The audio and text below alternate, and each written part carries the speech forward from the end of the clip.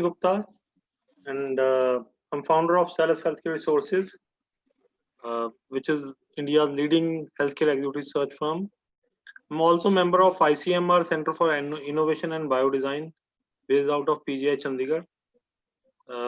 Today, we have very esteemed Dr Devraj, who is a globally known plastic and aesthetic surgeon based out of Mumbai. He's co-founder of Aesthetic Clinics, and also an author. He has written a book on evolution of doctors and patient relationship, which is a best-selling book.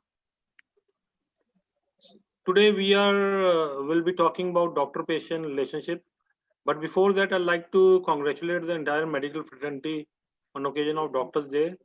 I'll also like to talk about why we celebrate Doctors' Day on 1st July. In India, 1st July is birthday of Dr. B.C. Roy, who was a very eminent physician and also Chief Minister of West Bengal. He has played a significant role in development of modern medicine system in India. And we all physicians owe a lot of gratitude to him. That's why we celebrate Doctors' Day on 1st of July. So while we owe gratitude to Dr. B.C. Roy, we also owe gratitude to my fellow physicians who have worked tirelessly and selflessly over the last 3 months fighting this global pandemic, COVID-19 pandemic. Many of our friends have actually laid down their lives like warriors. So my heart reaches out to families of these physicians who have actually fought Corona. Now I'll leave it over to Dr. Devraj to introduce himself, and yeah. Thank you so much, Sachin ji, and it's a big honor for me to be here with you. I have looked forward to speaking with you as a friend many times, and you've been a friend, a guide, a mentor for many, many years. Even at NUS, when I was at NUS and I was completing my MBA, at that moment in time also, we have interacted even in Singapore. So I thank you for your friendship, and I thank you for having me here today. Friends, my name is Devraj. I run a chain of clinics called the Aesthetic Clinics. We are mainly based in Mumbai, but we are also in Hyderabad, Kolkata, Delhi, and Bangalore at this moment in time. And we also run a foundation called the Devabrata Oro Foundation, which does a lot of philanthropic work. And one of the works that the foundation has been involved in is to change the mindset of society in certain activities or in certain ways that society tends to think. One of the things which has bothered me right from the time that I became a doctor, and it was a long and arduous journey to become a doctor. When I got into medical college, Grant Medical College in Mumbai, at that moment in time, we used to be very proud doctors. I'm a second generation doctor. My father was a ENT surgeon. So he was not happy, but I was very happy to get into medical college. He was not happy at all. And he kept saying, why should you want to get into medicine? There are so many problems in medicine. Unfortunately, many years after I've completed my MBBS today, I think he's right. There are many, many problems in medicine, and probably there are easier ways to make a living than to become a doctor. As a doctor, you tend to get invested in patients so heavily that you tend to suffer. My career, after I did my post-graduation, after I did my fellowship, started at Tata Memorial Hospital. And I used to mainly deal with facial, ocular cancers, facial cancers, skin cancers, etc. So cancers of the head and neck region was my specialization. And unfortunately, at that moment in time, it used to affect me so much. I started realizing that I was losing a part of myself by becoming a doctor. Every day, you would go ahead and give bad news to parents of young children. As you know, a lot of the cancers, sarcomas, soft tissue sarcomas, retinoblastomas, lymphomas, etc., tend to occur in a younger age group as well. And these were children below the age of 5 years whom I was going ahead and speaking to their parents and telling them that the choice was often between removing a body part of the child or letting the child die. So I remember once I was speaking to a father of a young 2.5-year-old boy who had retinoblastoma in both eyes. And the pediatric department had sent it to our department, which was a facial department. And I looked at him and I said, it's very advanced, sir. It's become orbital. We'll have to go ahead and remove the eyes. And we'll have to give chemotherapy, because if we don't remove both eyes, then the child will die. And I remember the look of the father as he looked at me in despair and he asked me in Hindi, ये कैसा option दे रहे हैं आप मुझे? You are telling me that my child will either be blind if alive or will have to die. A part of me died that particular night. And slowly and steadily, I don't know why, maybe to keep myself alive, maybe because I couldn't handle the pressures of handling oncology cases on a daily basis, our practice from being almost 100% reconstructive ended up being about 75% cosmetic at this moment in time over the past decade or so. A, because cosmetic ends up paying well, and B, because we did not have the heart to deal with cancer and oncology cases and do free flaps on a daily basis and see people suffering. So the first thing, when people tell me कि तुम doctors का क्या है, तुम तो खुश होते हो जब लोग बीमार होते हैं, I wish that was true. I mean, I wish that was true of us, because अगर हम खुश होते हैं जब लोग बीमार होते हैं, तो फिर तो बहुत सारे लोग खुश होते हैं जब लोग मरते हैं. But this is the perspective from the outside. It is not our internal perspective at all. एक चित्रकार जब एक पेंटिंग बनाता है, जब वो अपनी कला को दर्शित करता है, even a painter is in love with his painting. So why would a doctor not be in love with something he's trying to cure or someone he's trying to give healing to? Yes, we all want to live good lives. And I think we all should have the right to live good lives. Ultimately, if we are not able to live good lives, how will we go ahead and support our own children, support our own family? So to expect philanthropy from all of us is probably wrong. But at the same time, it is very, very important to understand that I don't think all doctors are as corrupt as the world thinks they are. So very true, Dr. Devraj. And I believe, doctors face a lot of stress and mental trauma, especially those in, specialty branches like onco, whereby they treat terminal patients. Having said that, I'll come back to today's topic, which is evolution of doctor-patient relationship. And we ourselves over the last 30, 40 years have actually seen evolution of this relationship. And I have actually seen when, people used to say, that's my doctor, that's my family physician. And today people in India, in a country like India, they are saying, he's my medical consultant. So from being a family doctor, we have actually moved over to being a medical consultant or a clinical consultant to public. So, there is a lot of distrust which has happened, and there are many angles to it. I'd like you to share your thought process, why this happened in last 2-3 decades. I think the challenge is, Sachinji, I think the challenge is that many people want more at less. So if I have to, I'll give you a simple example. Suppose I want to travel by an airline. If you tell me what airline do you like, I'll say Vistara. Then you'll ask me what sort of Vistara amenities do you like? I'll say business. I'll say I want to fly Vistara business. Then you'll ask me how much do you want to pay? I'll say I want to pay SpiceJet rates, or even worse, I want to pay AC rates of the train. The two cannot go hand in hand. The important thing to remember is that patients need to decide whether they want to be patients or they want to be consumers. You can't turn around and want to be a consumer when it suits you and want to be a patient when it suits you. So as a result of which, if you ask patients, what do you want? Say, nay, doctors and hospitals are very loosely or very badly run. We want better AC rooms, better suites, etc. You want a better suite, but you don't want to pay for the surgery cost. That cannot happen in any part of the world. I mean, it is impossible to happen even in the developed countries.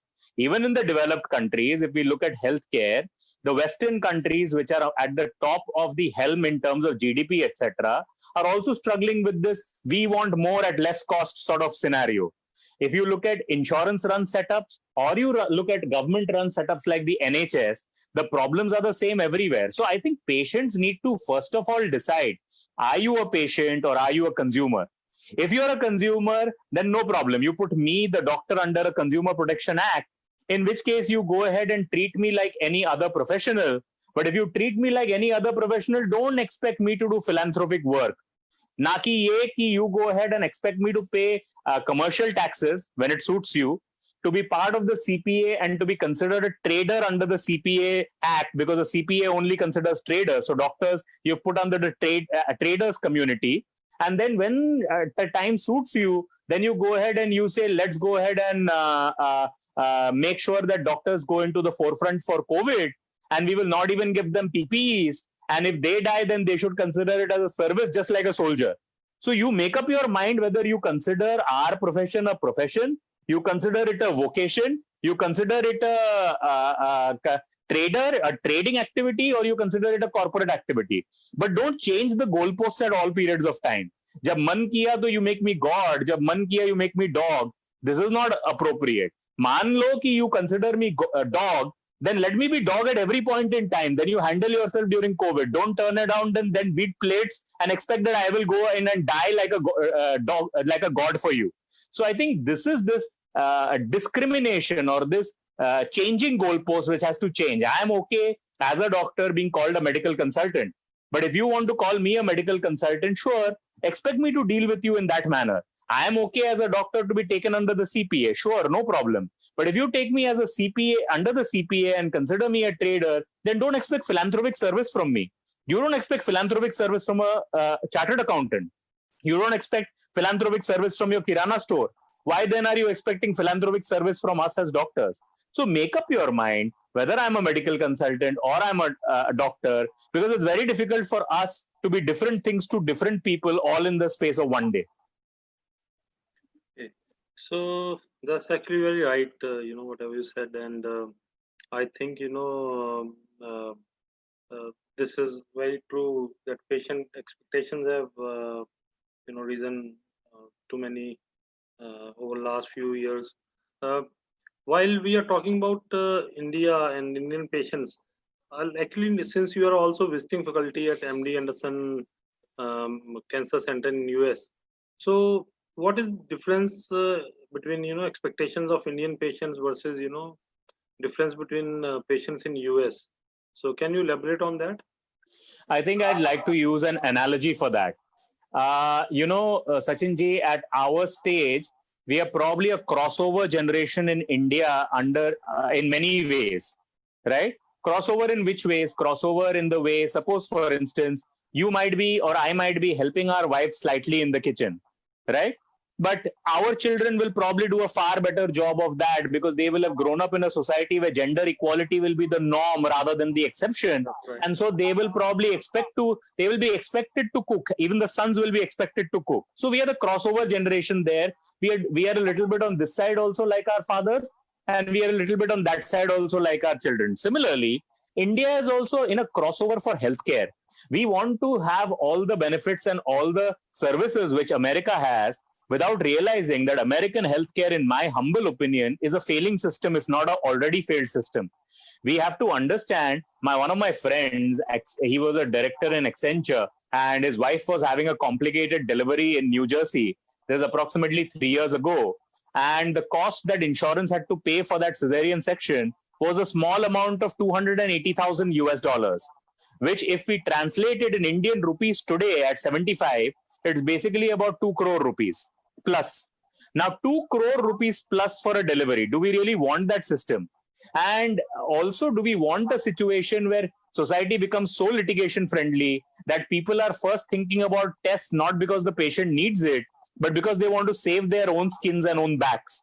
In fact, funnily enough, or not so funnily enough also, most of the new FDA trials which are coming out for skin growth factors or for hair growth or for any of the new devices are coming out of Europe or East Asian countries like Japan, etc. Because the US FDA is finding it increasingly difficult because of the litigational circumstances which exist in the country to go ahead and actually drive innovation. So there are advantages that India has. Our problem is that we sometimes do not see the big advantages that India has. India is a great country and we have massive advantages. The fact that we are able to deliver healthcare, the fact that even in cosmetic surgery, my chosen specialty, the cost of a surgery is approximately 1/8 the cost of the same surgery in Thailand. And I'm talking about Thailand. I'm not even comparing it with the United States. So therefore, I think we have lots of positives.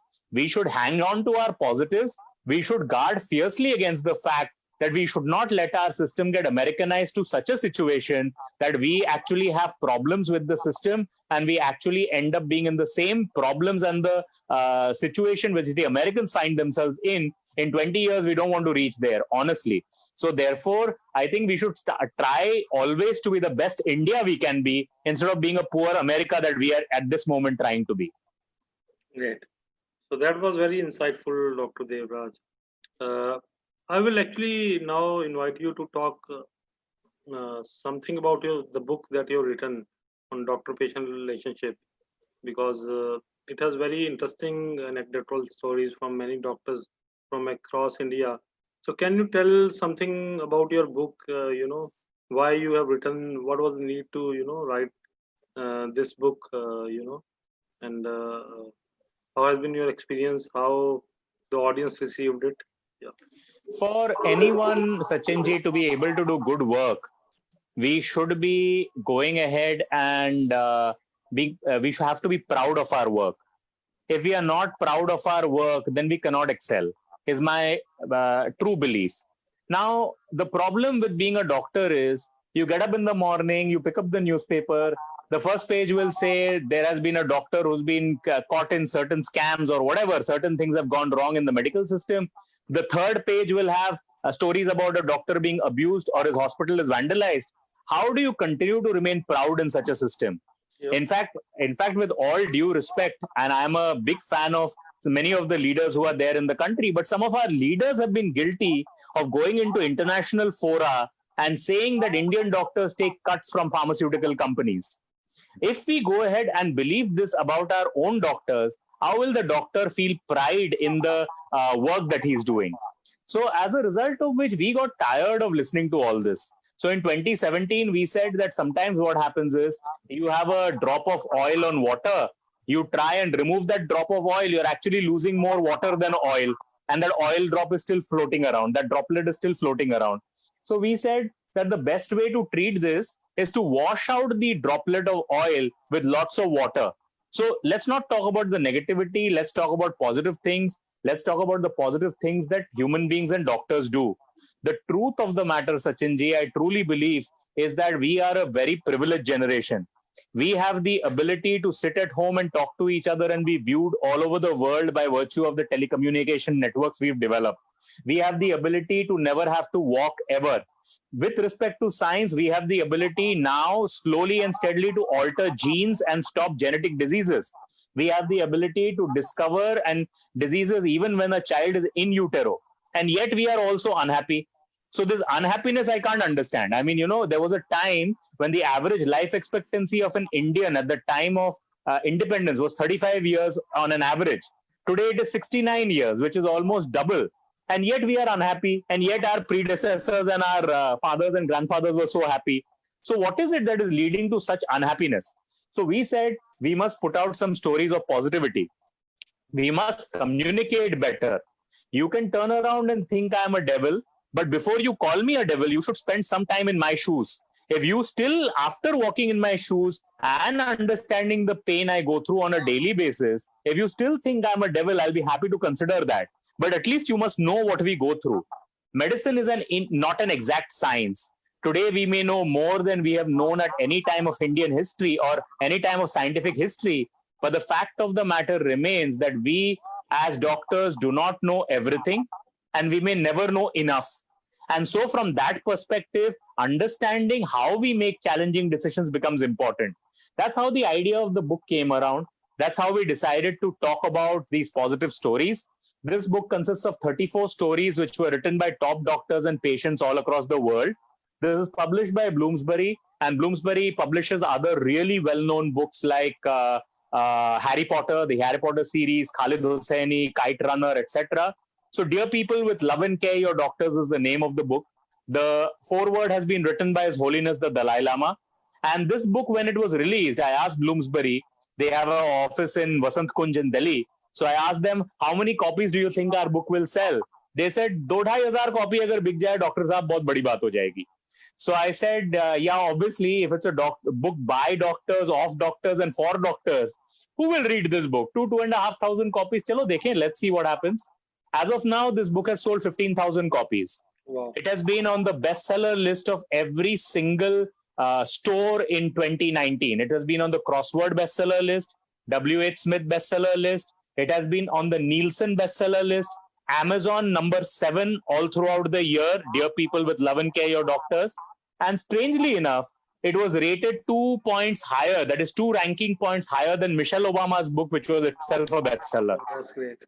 So, so therefore, if you tell a story properly, and these are stories which have been told in the medical environment, these are stories of top class doctors doing surgery and how they did the surgeries that they did. These are stories of doctors who managed to do transplants in the middle of the Kaveri riots. These are stories of people who've transplanted for the first time hands in Afghani soldiers. So these are stories of scientific brilliance and medical empathy, which have been told in a really, really good manner, and which allows people, therefore, to understand the medical community a little bit better.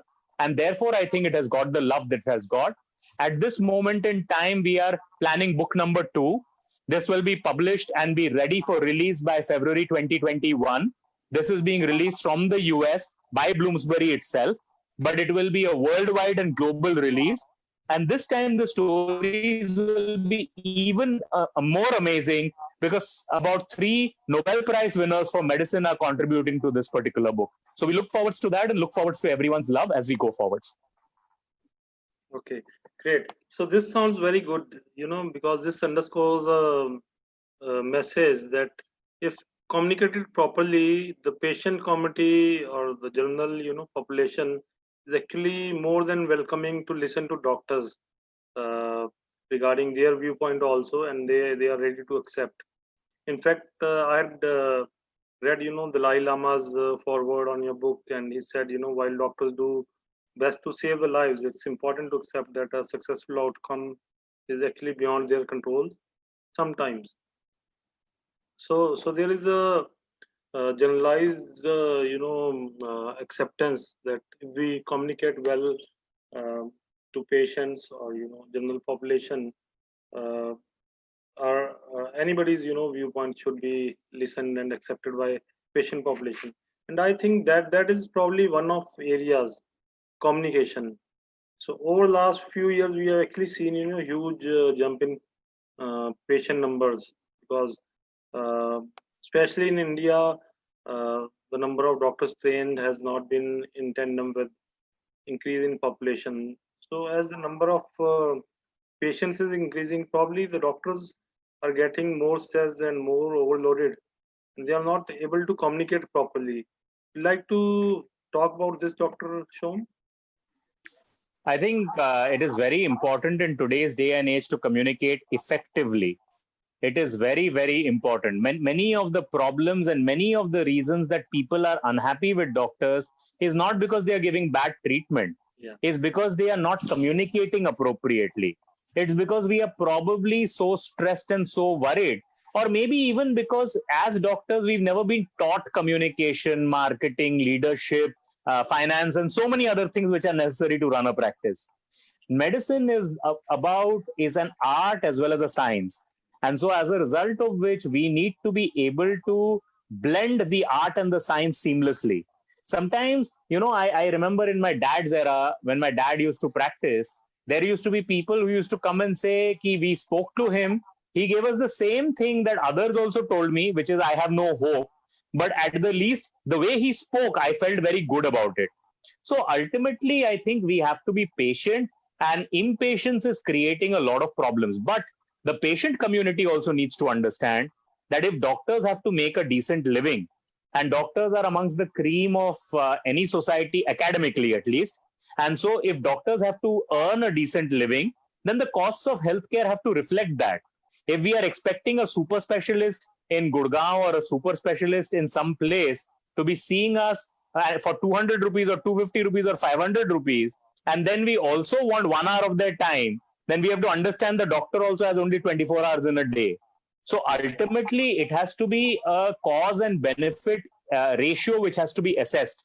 We cannot go ahead and assess people or decide upon the result without actually understanding the causes of what leads to the effect. But I definitely agree with you. Doctors should definitely be taught communication, taught leadership, taught marketing, taught finance as part of their curriculum. And definitely, you and I have benefited from that exposure, which we unfortunately did not get in our MBBS curriculum or in our PG curriculum, but we got in our MBA from the international universities. Yeah, that's a good insight, Dr. Shom. So next, I want to talk about the role of technology. So, do you think technology is a boon or bane for doctor-patient relationship, especially in context of your experience in last few years, how Google and other technologies, of course, technologies I understand in recent COVID pandemic, telemedicine and digital technologies have actually improved access to healthcare for many people. But in last few years, people have been Googling too much. So what is your experience and what are your thoughts? How much technology, should be used and how it should be used? I think, the one thing that I always think about is that throughout human history or throughout our history as part of the animal kingdom, the species which have survived have not been the strongest. The species which have survived have been the most adaptable. Dinosaurs were extremely strong.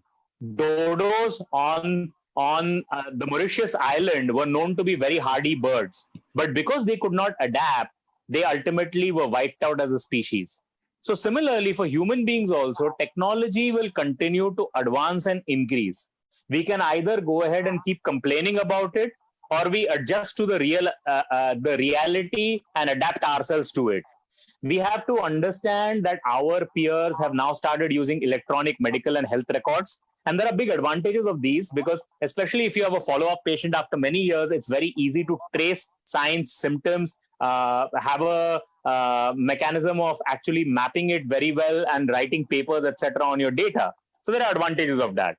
Similarly, people using Google to Google their symptoms, at least there is some amount of information which is going into people. So whether that is correct information or not, obviously the discerning viewer will be using his brains to try and figure things out. Obviously, there will be certain sites which are providing only half-baked information. And to the patient community, I have to tell them that you cannot replace a doctor and his 11 years of experience to become a surgeon and his 20 years of experience as a surgeon by Googling for 25 minutes. But at the same time, technology has helped us, even for our own technological requirements. If we have a problem, let's say in Zoom right now, we are not going to call a Zoom engineer, we're going to Google it. So therefore, there are big advantages of technology as well. And sooner we realize that instead of complaining about it, we have to embrace it and do the best we can under the circumstances, the better it is. The millennial patient or the generation Z patient is not going to be the same as our 60-year-old patient. But even in our houses, our fathers are not the same as our sons are. So from that perspective, the generational shift is occurring quicker than ever before. We will have to adapt to it. There will be boons and banes. There is a boon and bane with everything in life. So there's no reason why technology won't be any different. And we will have to make do with the best we can, understanding that there might be certain things which technology may actually create complications in. So in our practice, we always tell patients, I tell patients a small anecdote. When patients start out and they start asking questions from Google, then I tell them, see, I'll tell you one thing. In your cup at this moment, there is dirty water, right? You think it is water, but I don't think it is clean water. Now, if you don't empty your cup, I will not be able to put in clean water. So therefore, since you have paid my fees and since you have come in for a consultation, there's no point in telling me what your knowledge is about. It's better that you listen to me as the expert and figure out what I have to say on this. You may respectfully agree or disagree, and you have every right to take a second opinion. But the second opinion also, my suggestion to you would be, do not just rely on technology. Sure, use technology, but do use the discerning power of a human brain, which is able to, for many years, the human grandmasters were able to defeat artificial intelligence playing chess. So from that perspective, there are lots of aspects of human intelligence which a straight on technology or straight on data monitoring service like Google may not be able to, at least in the near perceivable future, be able to replicate. So give doctors their due, listen to their experience. It will stand you in good stead. Okay, that was very useful insight, Dr. Shom. In fact, our time was up to 6:30 and we are already 6:30. There are two quick questions. One is how, we have seen actually medical legal cases and, litigations going up because of government regulations or, acts like CPA. But do you think, there is something which government can do or, some sort of positive regulatory framework which government can well to protect interests of doctors? So will you talk like? See, in my opinion, medicine will always be an inexact science. We cannot have data on every aspect of medicine. My own father passed away due to lung cancer. Now, if I had to go ahead and use data to figure out how many people in his particular case would survive with a particular medicine, it is not going to work out. So from that perspective, we will have to trust our gut and we will have to move forwards on certain human things without letting doctors get scared. See, if doctor gets scared and doctor turns around and says, I will not treat difficult patients because I'm worried of CPA, is the government then going ahead and winning the battle or is it losing the battle? Because in a number of US states, there are certain, let's say, for instance, ophthalmologists who have become medical ophthalmologists in the US states. So they are turning around and saying, I get paid $300 for a consultation and I get paid only $900 by insurance for a cataract surgery. I would much rather do only consultations and send the patient elsewhere for surgery. But what a waste of good talent. If we are not going to be treating complex cancers because we are scared of whether we'll go to court, I don't think anyone will have the ability to solve this particular problem. So, but at the same time, we doctors also go wrong. There are black sheep even in our community. So as a result of which, I think the way to solve this is to form a medical board. Every state should have a medical board or every hospital has to have a medical board in which other doctors can go ahead and assess if a complaint is raised, whether something was above board or it was not on board. And we should try our best, of course, not to politicize that particular system. Actual academic people hopefully will be a part of this and not medical politicians as we know them. So that I think is the way forward, because how can you expect a judge who's hearing a case for the first time to decide complex matters in healthcare when I as a doctor may not yet know the correct treatment for COVID because it's not my specialty? Mm-hmm. Yeah. So that's good. So last question, Dr. Devraj. So what is the way forward? How can doctors win back the trust of patients, or how patients and doctors can work in close collaboration to have a positive doctor-patient relationship? What be I think your the take on this? I think the first step is to realize that one cannot exist without the other. Without patients, there are no doctors, and without doctors, there will be no patients because no one will be alive. A doctor is the first person that you see when you're born and the last person you see when you part from the world. So it is best that you become friends with a doctor, because by going ahead and becoming enemies with a doctor, society will lose more than doctors. And tomorrow's loss will be that if the best people stop going into medicine because they get scared of all this, or they believe that a good life is not possible for doctors, ultimately society will have lost. It's similar to soldiers. If we don't pay our army enough and don't agree to some of their grievances, people will not become soldiers. Then how will you go ahead and protect your own countrymen from the other vagaries? So it's similar for doctors. So I think understanding each other, communicating better, and realizing that one cannot exist without the other is the first step to really developing a good relationship. Okay. So we are already running out of time. So thank you so much, Dr. Shom, for your time today. It was very insightful session, and thank you, Voice of Healthcare, and Dr. Naveen Nischal, Chair of Voice of Healthcare, who actually prompted me to have this conversation with Dr. Shom. And thanks to all the audience for listening to us. And happy Doctors Day again to all fellow physicians. And thanks for your contribution to mankind over last 3 months, especially over last 3 months. I mean, all physicians have been contributing and fighting various diseases for last so many years. But last 3 months have been very exemplary, and physicians have actually demonstrated that they are they are committed to the cause of wellness of mankind. So I salute all physician friends, and thank Dr. Devraj. Thank you so much for your time. And Thank you, sir, for your time. Thank you to Voice of Healthcare. And thank you to Dr. Naveen Nischal for including me here. Lots of love to everyone who spend their valuable time to listen to us. And happy Doctors' Day to all. okay, thank you. Bye bye.